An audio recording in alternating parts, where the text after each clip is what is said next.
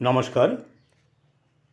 আজ আমরা আলোচনা করব পশ্চিমবঙ্গ সরকারের শিক্ষা ব্যবস্থায় যে নয়া নীতি চালু হয়েছে এনসিইআরটি অনুযায়ী হলিস্টিক প্রোগ্রেস রিপোর্ট কার্ড নিয়ে। হলিস্টিক প্রোগ্রেস রিপোর্ট কার্ড কী এবং কেন এবং কিভাবে তা ফিল আপ করা যাবে তা আমরা আলোচনার মাধ্যমে সমস্ত কিছুই জানতে পারব। হলিস্টিক প্রোগ্রেসিভ রিপোর্ট কার্ড হলো যারা প্রথম শ্রেণী থেকে অষ্টম শ্রেণী পর্যন্ত পড়ে তাদের শ্রেণীভিত্তিক অগ্রগতির নিদর্শকপত্র। একই কার্ডে প্রথম শ্রেণী হতে অষ্টম শ্রেণী পর্যন্ত মূল্যায়নের ফলাফল এতে থাকবে, যা কোনো ছাত্রছাত্রীর বিগত বছরে প্রাপ্ত নম্বর বা অগ্রগতির খতিয়ান লিপিবদ্ধ থাকবে।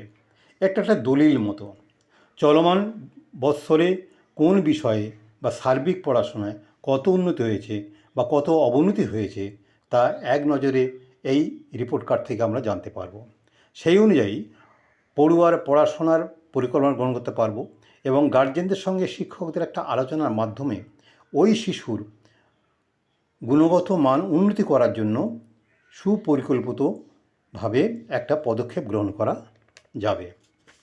শিশি যেমন থাকছে তেমন থাকবে, তবে সেই সঙ্গে আরও কিছু সংযোজিত হয়েছে। আমরা এই কার্ড নিয়ে আলোচনা করলে তা বুঝতে পারব। আগের রিপোর্ট কার্ডের মতো এখানে দুটি ভাগ আছে, ফর্মেটিভ এবং সামাটিভ। ফর্মেটিভ ক্ষেত্রে তিনটে দিক আছে: দৈহিক, মানসিক, বৌদ্ধিক। বৌদ্ধিক দিকে দুটো ভাগে ভাগ করা হয়েছে: এক, জ্ঞান গঠনকালীন মূল্যায়ন; দুই, আচরণ বৌদ্ধিক ক্ষেত্রের প্রকাশ। এই হলিস্টিক প্রোগ্রেসিভ রিপোর্ট কার্ড আমাদের জানান দেয় যে বিগত বছরগুলিতে শিশুটির গুণগত মান কেমন ছিল, চলমান বছরে তার গুণগত মান কেমন আছে সেটা নির্দেশ দেয় এবং সেই অনুযায়ী আমরা পদক্ষেপ গ্রহণ করতে যারা আগ্রহী হই সেটাই বলে দিচ্ছে। আসুন আমরা সবাই মিলে পশ্চিমবঙ্গ সরকারের নয়া উদ্যোগকে স্বাগত জানাই। হলিস্টিক প্রোগ্রেসিভ রিপোর্ট কার্ডে প্রথম যে জিনিসটা নিয়ে আলোচনা হয়েছে সেটা হচ্ছে পড়ুয়ার ব্যক্তিত্ব এবং জীবনশৈলীর বিকাশ নিয়ে 15টি নির্দেশক দিয়ে মূল্যায়ন করতে বলা হয়েছে। এখানে এ, বি, সি, ডি 4টে গ্রেডের কথা বলা হয়েছে। প্রথম থেকে চতুর্থ শ্রেণীর উল্লেখ এখানে আছে। 15টি নির্দেশক হলো: 1, শ্রবণ দক্ষতা, শিশু ঠিকমতো শুনতে পায় কি না বা শ্রবণ শক্তি কেমন। 2, সংযোগের দক্ষতা, শ্রেণীর অন্যান্য ছাত্রছাত্রীদের সঙ্গে কেমন যোগাযোগ আছে, শিক্ষকদের সঙ্গে বা কেমন যোগাযোগ আছে, নাকি বিচ্ছিন্ন হয়ে থাকে, কোনো খবর রাখে না। 3, সহানুভূতি, শিশুটি কতটা সহানুভূতিশীল বা সংবেদনশীল। 4, সহযোগিতার দক্ষতা, শিশুটি কেমন সহযোগিতাপূর্ণ, সে অন্যান্য শিশুর প্রতি বা বিদ্যালয়ের কাজের বা অনুষ্ঠানের ক্ষেত্রে সে কতটা সহযোগী, সেক্ষেত্রে সেই অনুযায়ী তাকে মূল্যায়ন করতে হবে।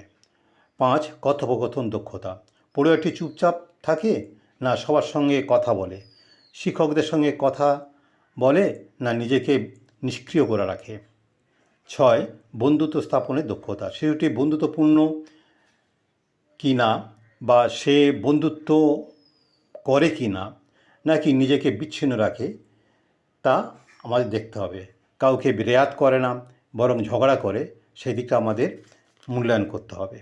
7, দ্বন্দ্ব নিরসন বা সমস্যা সমাধানের দক্ষতা, শিশুটি কতটা সমস্যা সমাধানে সক্ষম, কোনো সমস্যায় পড়লে সে নিজেকে সেই সমস্যা থেকে বের করে আনতে পারে কি না তার মূল্যায়ন।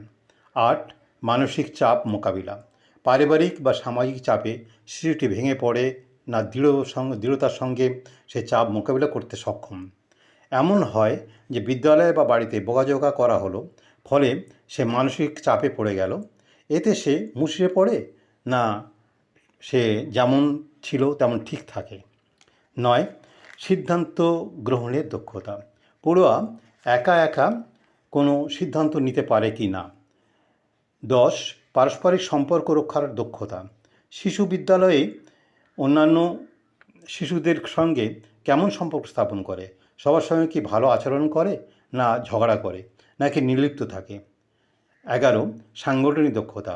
একটা শিশু দেখা যায় যে অনেকের সঙ্গে নিয়ে দল তৈরি করে, কোনো ক্ষেত্রে সে দলবদ্ধভাবে কাজ করে, অন্যান্যদের নিয়ে তার দল গঠন করার ক্ষমতা বা দক্ষতা আছে। 12. আবেগ নিয়ন্ত্রণের দক্ষতা। অনেক শিশু আবেগে ভেসে যায় এবং আবেগের বশবর্তী হয়ে খারাপ কাজ করে ফেলে। আবার অনেকে দেখা যায় আবেগে না ভেসে নিজেকে নিয়ন্ত্রণ করে বাস্তবের সঙ্গে খাপ খাইয়ে নিয়ে চলে। 13. শ্রদ্ধা জ্ঞাপনের দক্ষতা। শিশুটি কতটা শ্রদ্ধাশীল, গুরুজনদের বা শিক্ষকদের প্রতি তার শ্রদ্ধা কেমন? 14. দৃঢ় মত প্রকাশের দক্ষতা। পড়ুয়া তার নিজস্ব মতামত কতটা দৃঢ়ভাবে প্রকাশ করে, সে কারো দ্বারা প্রভাবিত হয় কি না এবং সে নিজের মতে স্থির থাকে কি না তার মূল্যায়ন করতে হবে। নেতৃত্ব দান। অনেক শিশু আছে সবার মাঝে সে নিজেকে নেতা হিসাবে প্রতীয়মান করে, সবাইকে বা কোনো গ্রুপকে পরিচালনা করার ক্ষমতা রাখে, বেশিরভাগ দলের সদস্যা তার কথা মানে। এই 15টি নির্দেশকের মাধ্যমে মূল্যায়ন করতে হবে তার ব্যক্তিত্ব এবং জীবনশৈলীর ব্যাপারটা। এবং এখানে কোনো নম্বর দেওয়া যাবে না, এখানে A, B, C, D এইভাবে গ্রেড করে আমরা যেভাবে দিই সেভাবে গ্রেড দিতে হবে।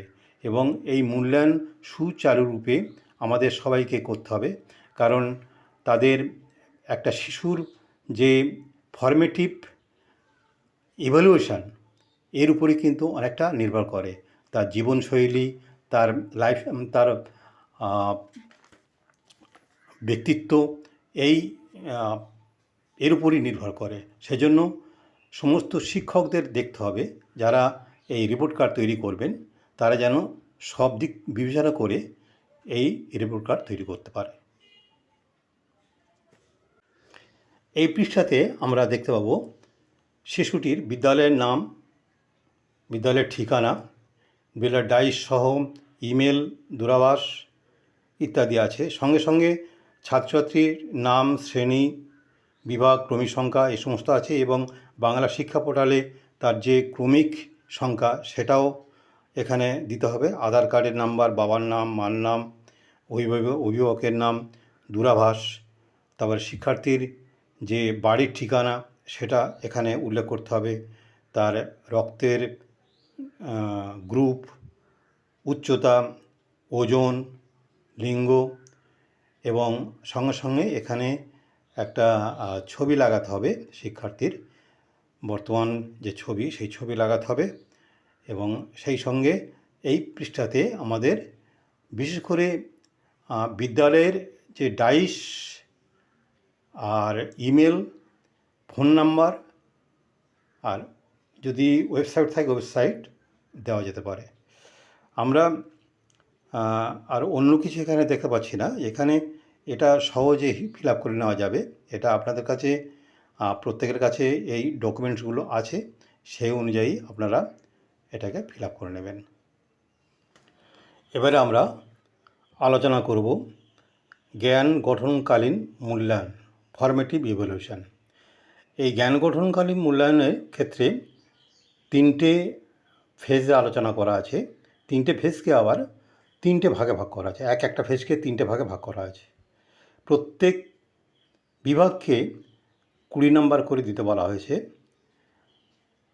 যেমন F1A, F1B, F1C, দ্বিতীয় পর্বে F2A, F2B, F2C, তৃতীয় পর্বে F3A, F3B, F3C এবং বিষয় হিসেবে রাখা আছে প্রথম ভাষা, দ্বিতীয় ভাষা, গণিত, কলা ও কর্মশিক্ষা এবং স্বাস্থ্য ও শারীরশিক্ষা। স্বাস্থ্য, শারীরশিক্ষা এবং কলা ও কর্মশিক্ষা ক্ষেত্রে প্রত্যেকটাতে 10 নম্বর করে দিতে বলা হয়েছে। এরপর যেটা আলোচনা আছে সেটা হচ্ছে গিয়ে পর্যায়ক্রমিক মূল্যায়ন, যেটা সামাটিভ ইভ্যালুয়েশন। এখানে সাবজেক্ট হিসাবে আছে প্রথম ভাষা, দ্বিতীয় ভাষা, গণিত, কলা কর্মশিক্ষা, স্বাস্থ্য ও শারীরশিক্ষা। 3টে পর্যায়ে ভাগ করা আছে, প্রথম পর্ব, দ্বিতীয় পর্ব, তৃতীয় পর্ব। প্রথম ভাষা, দ্বিতীয় ভাষা এবং গণিতের ক্ষেত্রে 20 নম্বর করে এবং কলা ও কর্মশিক্ষা স্বাস্থ্য শারীরশিক্ষার ক্ষেত্রে প্রত্যেকটাতে 10 নম্বর করে দিয়ে মূল্যায়ন করার কথা বলা আছে। এখানে গ্রেডের কথা বলা নেই, এখানে প্রত্যেক ক্ষেত্রে নম্বর যেভাবে আমরা দিই সেভাবে দেওয়ার কথা বলা আছে। আমরা তো সামাটিভ বা ফর্মেটিভ এর আগে আমরা করেছি, যেটা আগে রিপোর্ট কার্ড ছিল, সেই রিপোর্ট কার্ড অনুযায়ী আমরা করেছি। তো এখানে সেইভাবে আমরা শিশুদের মূল্যায়নটা করে নেব। আশা করি এখানে কোনো অসুবিধা হবে না। এই পৃষ্ঠাতে আমাদের দেওয়া আছে শিখনের বৌদ্ধিক দক্ষতার ক্ষেত্রসমূহ। এখানে 7টি নির্দেশক দেওয়া আছে, 3টি পর্ব উল্লেখ করা আছে। যেমন 7টি নির্দেশকের মধ্যে একটি হলো বুদ্ধিমত্তার বৈচিত্র্য। কোনো কোনো শিশুর বুদ্ধিমত্তার বৈচিত্র্য থাকে এবং কম বেশি এটা বেশিরভাগ শিশুর ক্ষেত্রেও দেখা যায়। 2, আগ্রহের পরিধি বা ক্ষেত্র। শিশুর কোন দিকে আগ্রহ, পড়াশোনা বা অন্য কোনো কিছু জানার আগ্রহ কেমন, শুধু কি পড়াশোনায় সে নিবদ্ধ থাকে? 3, মনোভাব, তার ইতিবাচক বা পজিটিভ অ্যাটিটিউড কেমন? 4, ব্যতিক্রমী দক্ষতা, অন্যান্য শিশু থেকে তার ব্যতিক্রমী দক্ষতা আছে কি না, ছবি আঁকা, গান, খেলা, আবৃত্তি বা অন্যান্য সমস্ত কিছু যা সাধারণ শিশুরা পারে না কিন্তু সে পারে, এটা হচ্ছে কি ব্যতিক্রমী দক্ষতা। 5, উদ্বেগের বৈশিষ্ট্যসমূহ। উদ্বেগের লক্ষণগুলি তার কেমন, পারিবারিক বা সামাজিক ঘটনায় যখন কোনো কিছু ঘটে যায় তার প্রতিক্রিয়া কেমন, তার উদ্বেগ কেমন, সেই হিসাবে তাকে মূল্যায়ন করতে হবে। 6 নম্বরে বলা আছে শিখনে অপূর্ণতা। শিশুর দীর্ঘ অনুপস্থিতির কারণে বা লং অ্যাবসেন্টি হিসাবে তার পড়াশোনার ক্ষেত্রে গ্যাপ বা ব্যাঘাত ঘটে এবং কতটা গ্যাপ রয়ে গিয়েছে সেই হিসাবে তাকে মূল্যায়ন করতে হবে। 7 নম্বরে বলা আছে বিশেষ শিখন প্রতিবন্ধকতা। চোখে কম দেখা, কানে কম শোনা, শারীরিক দুর্বলতা, তোদলামো, বয়স অনুযায়ী পড়তে না পারা, ভুল রিডিং পড়ে এগিয়ে যাওয়া ইত্যাদি। এই সমস্ত দিক আমরা দেখে আলোচনা করব এবং এখানে 3টে ফেজে তাকে মূল্যায়ন করতে হবে। এই পৃষ্ঠাতে আমরা আচরণের বৌদ্ধিক ক্ষেত্রে প্রকাশ নিয়ে আলোচনা করব। এখানে 3টে পর্বের কথা বলা আছে, প্রথম পর্ব, দ্বিতীয় পর্ব এবং তৃতীয় পর্ব। আর মূল্যায়নের ক্ষেত্রে গ্রেড কথা বলা আছে, A, B, C, D, এই গ্রেডের কথা বলা আছে। এখানে 10টা ইন্ডিকেটার আছে। 10টা ইন্ডিকেটার হলো: 1, আত্মসচেতনতা। শিশুটি কতটা আত্মসচেতন, অর্থাৎ নিজের সম্পর্কে সে কতটা সচেতন এবং কতটা যত্নবান। 2, যোগাযোগের দক্ষতা। শিশু অন্যান্য শিশুদের সঙ্গে কিংবা স্কুলের সঙ্গে শিক্ষকদের সঙ্গে কতটা যোগাযোগ রাখে বা সে নিষ্ক্রিয় থাকে কি না, কোনো খবরাখবর রাখে কি না, সেই সম্পর্কে তার মূল্যায়ন। 3, সমবেত চিন্তন। সমবেত চিন্তন হচ্ছে কোলাবোরেটিভ থিঙ্কিং, অর্থাৎ এখানে তার চিন্তাভাবনা সহযোগী চিন্তাভাবনা আছে কি না, অন্যান্য কাজের ক্ষেত্রে অন্যান্য শিশুদের সঙ্গে তার কতটুকু অবদান। 4, অভিজ্ঞতালব্ধ শিক্ষণ, অর্থাৎ সে অভিজ্ঞতা থেকে যে শিক্ষা লাভ করে তার সেই দক্ষতাটা কতটুকু। 5, গহীন চিন্তন বা ক্রিটিক্যাল থিঙ্কিং। গহীন চিন্তন বলতে গভীর চিন্তার মাধ্যমে সে তার সমস্যার সমাধান করতে পারে কি না। 6, গণন বা বিশ্লেষণমূলক চিন্তন, অর্থাৎ এখানে অ্যানালিটিক্যাল থিঙ্কিং কথা বলা আছে। এখানে তথ্য সংগ্রহ, মূল্যায়ন এবং যুক্তি দিয়ে সে কতটা তার চলার পথকে মসৃণ করতে পারে। 7, সমস্যা সমাধানের সামর্থ্য। এর মধ্যে আমরা সমস্যা সমাধান সম্পর্কে আলোচনা করেছি। 8, সিদ্ধান্ত গ্রহণের দক্ষতা, তার সিদ্ধান্ত গ্রহণের দক্ষতা আছে কি না। 9, সৃজনশীল উপস্থাপনের দক্ষতা, অর্থাৎ তার মধ্যে যে ক্রিয়েটিভিটি আছে সে কতটা প্রেজেন্টেশন করতে পারে। তার মধ্যে আবৃত্তি হতে পারে, গান হতে পারে, ছবি আঁকা হতে পারে, মডেল তৈরি হতে পারে, বিভিন্ন রকমের যে সৃজনশীলতা তার মধ্যে আছে সে কতটা প্রেজেন্ট করতে পারে সবার সামনে। 10, নান্দনিক বোধগম্যতা, অর্থাৎ তার মধ্যে নান্দনিকতা আছে কি না, সুন্দরভাবে সুন্দরকে সুন্দর বলা, অর্থাৎ সুন্দরের পূজারি কি না, অর্থাৎ সুন্দরকে সে সুন্দরভাবে নিতে পারে কি না, সেইটা তাকে দেখতে হবে। এরপর যেটা আছে, 3টে পর্যায়ের ক্ষেত্রে শিক্ষক, শ্রেণী শিক্ষকের স্বাক্ষর আছে, হেডমাস্টারের এবং গার্জেনের, এদেরকে যে সিগনেচার, সেই সিগনেচারগুলো করতে হবে। এখানে বলে রাখা ভালো, এই হলিস্টিক প্রোগ্রেসিভ রিপোর্ট কার্ড যত্ন সহকারে রাখতে হবে, কারণ তাকে 1ম শ্রেণী থেকে 8ম শ্রেণী পর্যন্ত এভাবে সংরক্ষিত রাখতে হবে। এই হলিস্টিক প্রোগ্রেসিভ রিপোর্ট কার্ড সম্পর্কে কিছু অসুবিধাও দেখা যায়, কারণ এখানে 1ম শ্রেণী 2য় শ্রেণীর ক্ষেত্রে ভাষাভিত্তিক যে বিষয় তেমন কিছু নেই, এবং এই হলিস্টিক প্রোগ্রেসিভ রিপোর্ট কার্ড কার কাছে থাকবে, শিক্ষকদের কাছে না গার্জেনের কাছে, সেটাও আমাদের জানতে হবে। কারণ আমরা যদি একবার এই হলিস্টিক রিপোর্ট কার্ডটাকে ছেড়ে দিই শিশুদের কাছে এবং গার্জেনের কাছে রাখতে দিই, তাহলে কিন্তু আমরা অনেকটাই ফেল করব, অর্থাৎ আমরা এটা পাবো না। সেজন্য আমাদের মনে হয় স্কুলে রাখাই ভালো, গার্জেনদের সই সাবুত করে স্কুলে রাখাই ভালো, এবং প্রত্যেকটার জন্য আমাদের সেই চেষ্টা করতে হবে। ধন্যবাদ।